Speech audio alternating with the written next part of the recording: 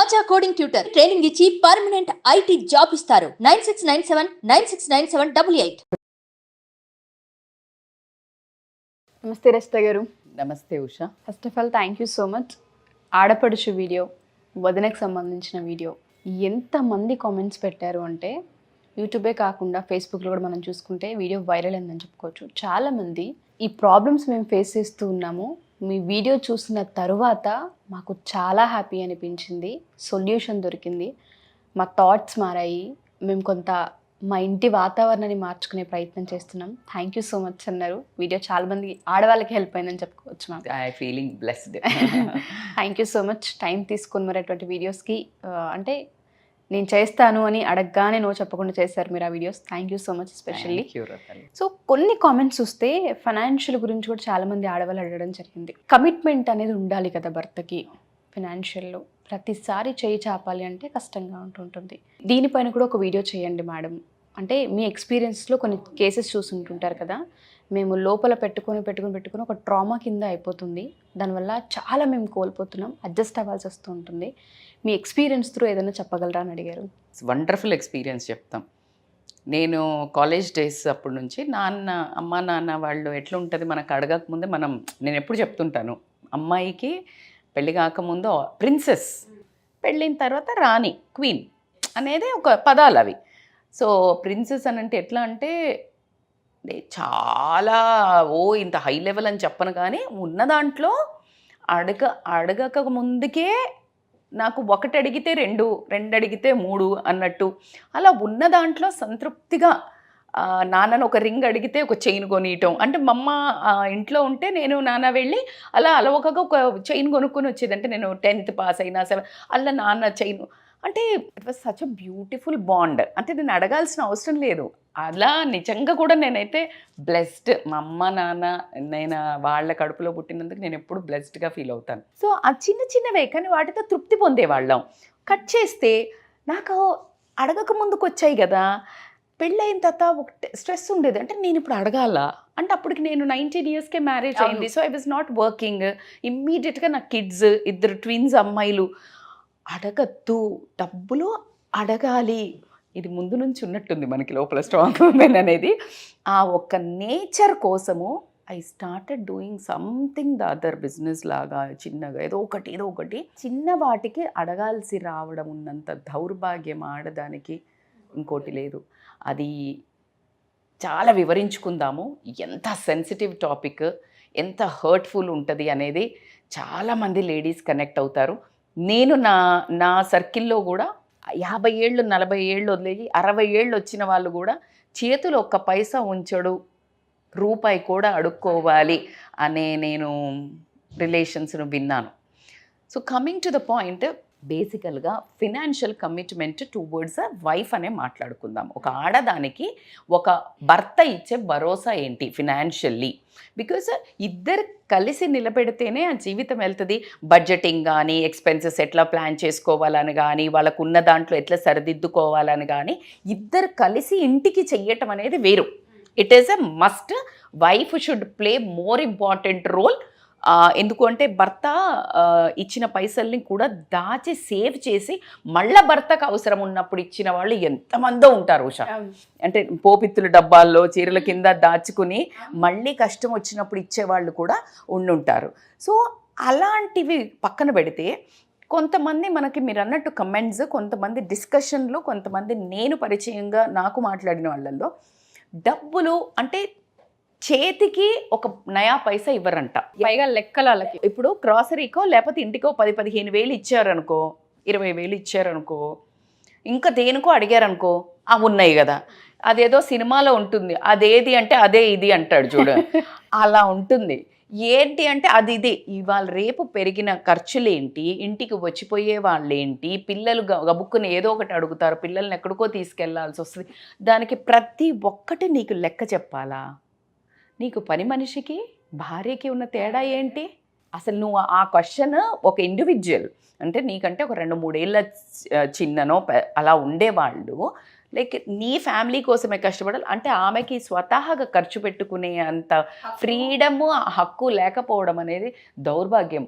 అది ఈగో. ఏంటి వాళ్ళు మొత్తం ఇవ్వరట. ఎందుకు అంటే ప్రతిసారి నేను I'm very sorry to say this, నేను ఖచ్చితంగా మళ్ళీ ఒకసారి డిస్క్లైమర్ చెప్తున్నాను, అందరు మగవాళ్ళ గురించి మాట్లాడట్లేదు. నేను బ్రహ్మాండంగా తీసుకొచ్చి జీతం భార్య చేతిలో పెట్టే అమోఘమైన భర్తలు కూడా ఉన్నారు. వాళ్ళు అమోఘం అంటే భార్య చేతికి ఇచ్చారు కానీ వాళ్ళు తెలివి కల్లోళ్ళు. ఆ పైసలను ఎలాగా మేనేజ్ చేయాలో భార్యకి ఇచ్చేస్తే నాకు జంజట్ పోతుందిరా, తనైతే చక్కగా సవరిస్తుందని ఇవ్వటమే కానీ అదేం పెద్ద కిరీటం కాదు బేసికల్గా కావాలంటే. కానీ అలా కాకుండా ఎవరైతే ఈగోయిస్టిక్ ఉండి అంటే ప్రతిసారి ఎదుటి మనిషిని అహాన్ని చంపుతూ నీ అహానికి ఫీడ్ వేసుకునే ఈగోయిస్టిక్ మగవాళ్ళ గురించి మాత్రమే మాట్లాడుతున్నాను నేను. అండ్ వాళ్ళు మాత్రము కరెక్ట్ చేసుకోండి. ఎవరైతే ఆ బారిన పడుతున్నారో వాళ్ళకు మాత్రం కన్నీటి ఓదార్పుగా మాత్రం ఉండడానికి ఖచ్చితంగా ఆస్కారం ఉంది. అయితే ఎలా ఉంటుందంటే ఉషా, ఇప్పుడు ఫర్ ఎగ్జాంపుల్ బయటికి వెళ్దాము అన్నారనుకోండి, వాళ్ళు గమ్మున వెళ్ళిపోతుంటారు. అంటే వీళ్ళ దగ్గర డబ్బులు ఉన్నాయా లేదా, ఎవరితో వెళ్తున్నారు, ఏం కావాలి అని అడగాలి ఇవే అని ఆలోచించడం అనేదే పైశాచికతం. అది ఆబ్వియస్లీ వెళ్తుంటే నీ దగ్గర ఉన్నాయారా ఇన్ని తీసుకో. నాకు తెలిసిన రీసెంట్ ఒక జంటను చూశాను నేను.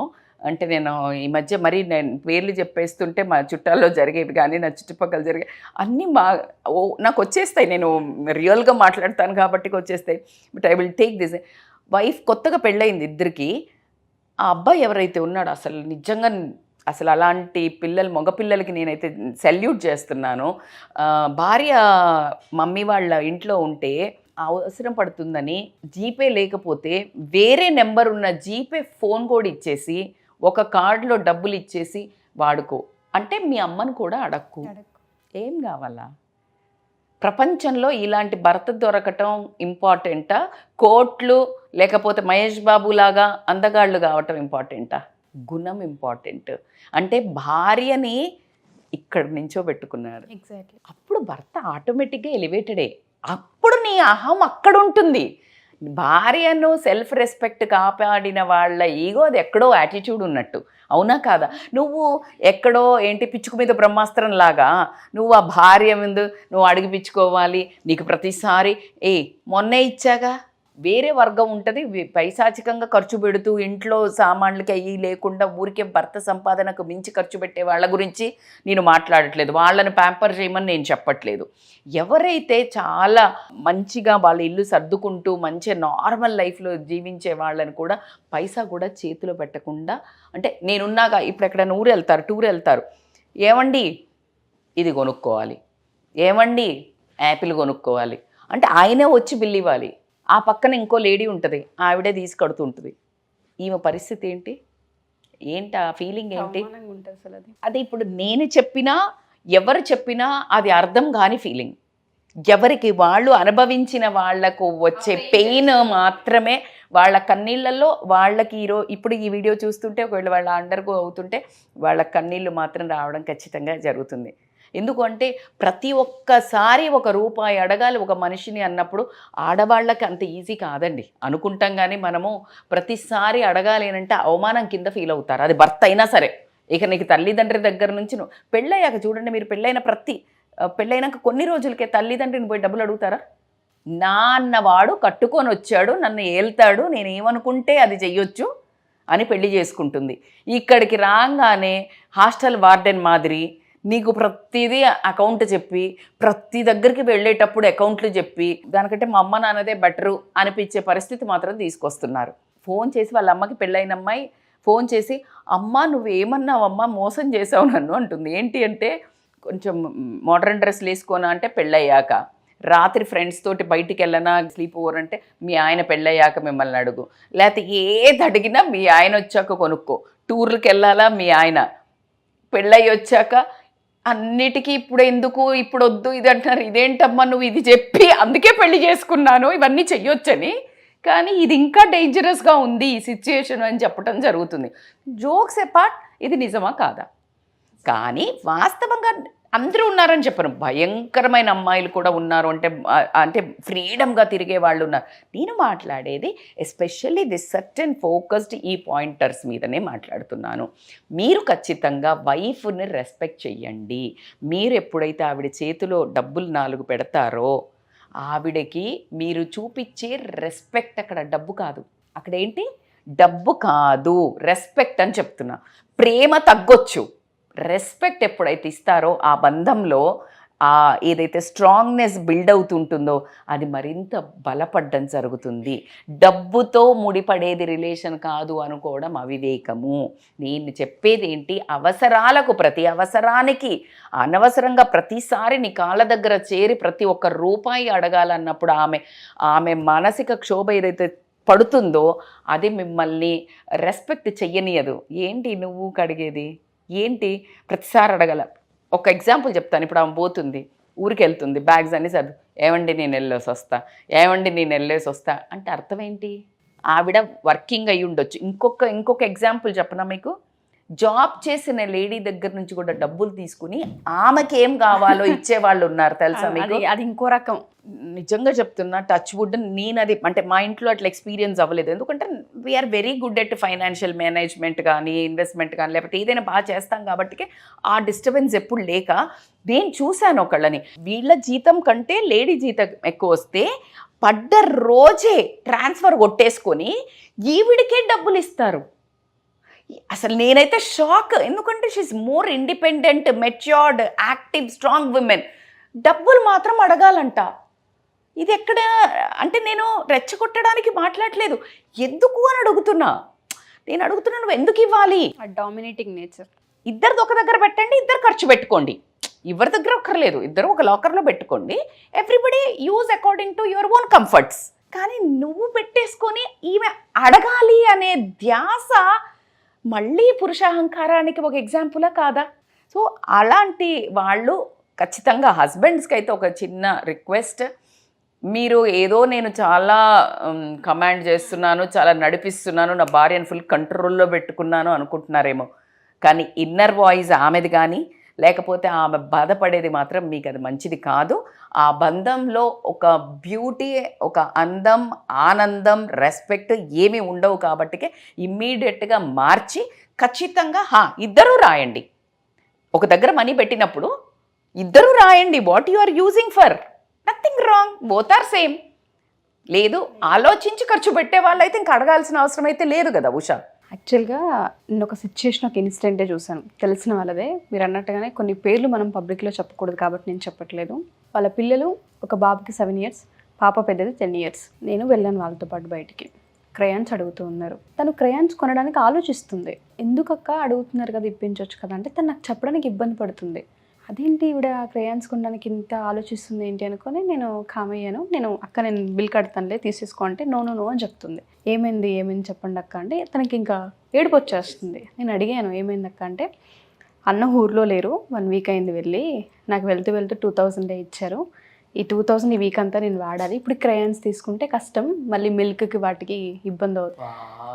ఇది నేను ఎక్స్పీరియన్స్ చేసా లైవ్లో, నాకు బాగా తెలిసిన మనిషి. అంటే ఇలాంటి ఆడవాళ్ళకి ఎన్ని ఉండొచ్చు. అవును, ఫినాన్షియల్కి సంబంధించి ఒక ఆడది హౌస్ వైఫ్ అయి ఉండి లేచినప్పటి నుంచి పడుకునే వరకు వాళ్ళ అవసరాలు తీరుస్తూ వాళ్ళకి కావాల్సిన సర్ది పెడుతూ ఉంటూ వాళ్ళు ఒక చీర కొనుక్కోవడానికి కూడా 10 సార్లు ఆలోచించి, చీర పక్కన పెట్టరు తల్లి, ఇప్పుడు గ్రోసరీ తెచ్చిచ్చిపోతాడంట హస్బెండే, గ్రోసరీ వేస్తాడు, అన్నీ వేస్తాడు. ఊరెళ్ళేటప్పుడు చేతిలో మనిషికి డబ్బు ఉండాలా వద్దా? ఎప్పుడు పిల్లలకి అవసరం రావచ్చు, నీకేమైనా అవసరం, ఈ గ్రోసరీ అయిపోదా, మళ్ళీ అవసరం పడదా? అంటే నీకు ఇప్పుడు జీలకర్ర అయిపోయింది, ఇది తెచ్చుకోవాలంటే కూడా నిన్ను అడగాలా? ఒక కొత్తిమీర కట్ట కోసం, ఒక పాల ప్యాకెట్ కోసం. ఎంత అవమానం చెప్పండి అసలు. అంటే ఇది జైలు హుడ్ లాగా. నేను ఆ రోజు కామ్ అయిపోయాను. ఎప్పుడైతే ఈ ఆడపడుచు వీడియో మనం చేసామో కింద కొంతమంది ఫినాన్షియల్ మేనేజ్మెంట్ గురించి కూడా మాట్లాడండి, ఇది మేము చాలా ఫీల్ అవుతున్నాం, తెలియకుండానే చాలా ట్రోమాస్ ఉండిపోయాయి, ఏంటి బతుకు అనే దానికి వెళ్ళిపోయామన్నప్పుడు నాకు అనిపించింది, నేను ఒక్కళ్ళు కాదు, ఇద్దరు కాదు, చాలా మందికి ఉంది ఇది పెయిన్ అని.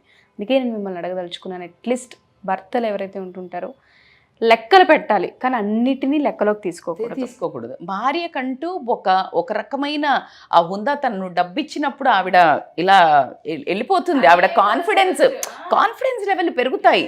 ఆ పైసల్ని ఖర్చు విచ్చలవిడిగా పెట్టరు. ఎప్పుడైతే నువ్వు చేతికి ఇచ్చావో అప్పుడు వాళ్ళకి విలువ తెలుస్తుంది, ఎక్కువగా బాధ్యత పెరుగుతుంది. అందుకే చాలా smart men will give that keys to the wife. ఏ పెద్ద కాలంలో నేను చూస్తే కోడలు రాగానే కీస్ ఎందుకు ఇచ్చారు?